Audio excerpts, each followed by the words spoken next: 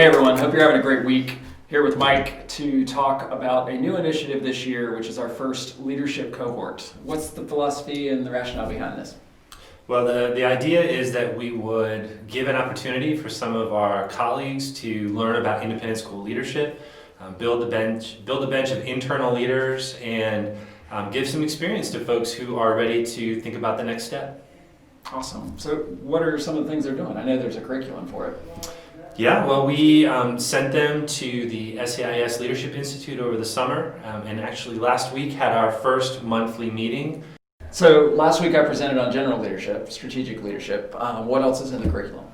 Well, this next week or next month, we're going to have a meeting focused on difficult conversations, and we're going to hopefully have some case studies where members of our school will come and share some examples of difficult conversations that they've had in the past. So John Newman, Twyla Ashman, Carol Imfeld, Katie Cussin, they're all going to come and work with the cohort next month. So what we hope is that folks will share some case studies of things that they've had to do and give the cohort members an opportunity to talk through how they might deal with these difficult situations and learn some strategies about dealing with difficult conversations. What are some of the future topics of discussion? And I know they're working on a project. How's that going to work? Yeah, so we're going to, over the course of the year, expose the cohort members to different aspects of independent school leadership. So we'll have a session on enrollment and budget, we'll have a session on advancement, we'll have a session on hiring. We'll also do a mock interview with a panel for each of the cohort members to practice interviewing for an administrative position. And this year we're giving them practical experience in working on a project. So we had the administrative team at Bowles gave some possible project ideas at the beginning of the year, and each member of the cohort picked one that they were interested in, and they're working with a member of the administration on fulfilling this project over the course of the year. And there's some pretty exciting things that I'm sure you'll be hearing about as the year progresses.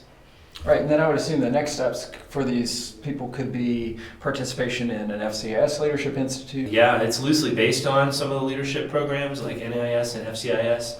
We will be sending the cohort to the FCIS Annual Convention in November, and then hopefully we'll be able to give them enough experience to figure out if this is a career path that they want to explore moving forward.